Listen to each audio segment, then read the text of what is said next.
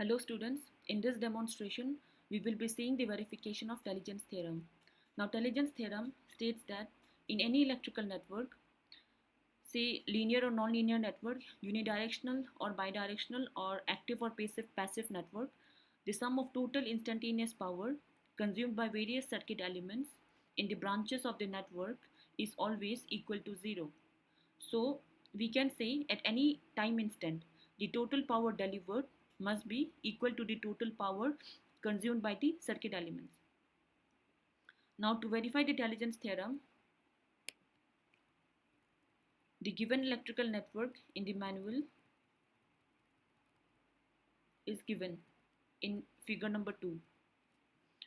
So in this circuit, we have two voltage source of 220 volt DC and of 110 volt DC, and we have three branches. In those branches we have three resistors R1, R2 and R3 of 85 ohms, 50 ohms and 185 ohms. And also we have ammeter in all these three branches to measure the current. And we have switch S1 and S2 which will connect the circuit to the voltage source, or if it is not connected to voltage source, it will short circuit the terminals of the circuit.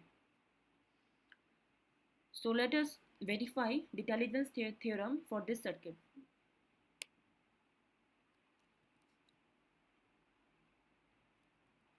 So this is the circuit. So we are applying superposition theorem to calculate the current in all the circuit elements. So consider the 220 volt source first in case 1. So my other voltage source 110 volt will be short circuited here. So in this circuit, calculate the equivalent resistance first, which is the summation of 85 ohms plus the parallel combination of 185 ohms and 50 ohms. So once you get equivalent resistance, calculate the total current I1 dash, and I can say the power which is delivered by the voltage source is 389.18 watt. Now by current division rule, calculate current I2 dash and I3 dash, and calculate the power which is consumed by the resistors, that is your I square R losses. So the total power which is consumed by the circuit element, the resistors, is coming to be 189.717 watt, which is same as the total power delivered by the source. So here I can say my power delivered by 220 volt voltage source is equal to the power consumed by resistor R1, R2 and R3. So here again my Telegen's theorem is verified. Now in case 2, I am considering 110 volt DC source and I am short circuiting the other voltage source. So here again calculate the equivalent resistance and find out the current I2 dash. And by applying current division rule, find out the remaining two currents I1 double dash and I3 double dash. Now the power which is delivered by the voltage source is coming to be 111.76 watt, and the power which is consumed by the R1, R2 and R3 is again 111.61 watt. So here again my power consumed equals power delivered, and hence Telegen's theorem is verified. Now in case 3, both V1 and V2 are active. So here again calculate the current, which is the summation of I1 dash and I1 double dash. But here since the direction of current are opposite to each other, so I'm taking negative sign for I1 double dash. The same thing, the same case for I2, and I3 is the summation of I3 dash and I3 double dash. Here the current directions are same. So here again the power which is delivered by the voltage source is coming to be 194.59 watt, and the power consumed by the circuit elements R1, R2 and R3 is coming to be 194.59. So here again my Telegen's theorem is verified. Now we will see the same verification for Telegen's theorem for the same circuit in simulation. So coming back to the manual, click on this link.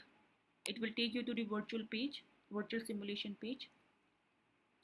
Now here you can read the theory, procedures to perform the simulation, and this is your simulator.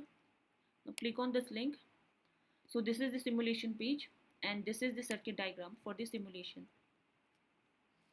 Now here again in case 1, We will first take case 1.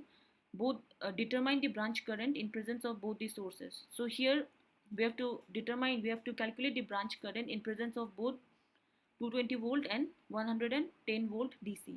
So click on the power tab on both the sides, which means that your voltage source are connected to the circuit. Now click on simulate. So P1 is the power which is consumed by the resistor R1, P2 is the power consumed by resistor R2, and similarly P3 is the power consumed by the resistor R3. Now here they are consuming power, so the power is given a negative sign. And P1 is the power delivered, which is 186.15 watt, and PV2 is the power consumed by this voltage source V2. So again it is in negative sign. So if I add all the power consumed and the power delivered, the resultant is 0 here.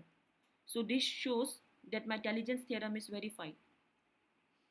Now coming to case 2, here we have to determine the branch current in presence of V1 source alone. So keep V1 active and short circuit the voltage source V2 and simulate again. So these are the power P1, P2 and P3 by the resistors and PV1 by the voltage source V1. So here again the summation of all the power delivered and power consumed is 0. So here again your intelligence theorem is verified. Now coming to case 3, here we have to determine the branch current in presence of voltage source V2. So click on power. So my V2 is connected to the circuit and I'm short circuiting V1. So simulate again. So these are the readings, and the total power consumed and power delivered, the submission is again 0. So here again we can see that our intelligence theorem is verified for case 3. Now to fill the values of all these cases, of all this case 1, case 2 and case 3, click on this tab, fill data to the tab, close. So in the observation table, the readings are automatically fed. This is for the first case in presence of V1 and V2. This is for the second case, and this is for the third case. Now if you further want to take more readings, more observations, then you can go to this circuit diagram and you can vary the value. You can directly type the value, or you can click on this arrow. You can vary the values of V1 and V2. Also you can vary the values of resistor by this rheostat, and you can take the new readings and follow the same procedure, case 1, case 2 and case 3, and fill the data in the table. So you'll get few more readings, and you have to verify the intelligence theorem. You have to verify. So this is how we verify the intelligence theorem in this simulation. So that's all in this demonstration. Thank you.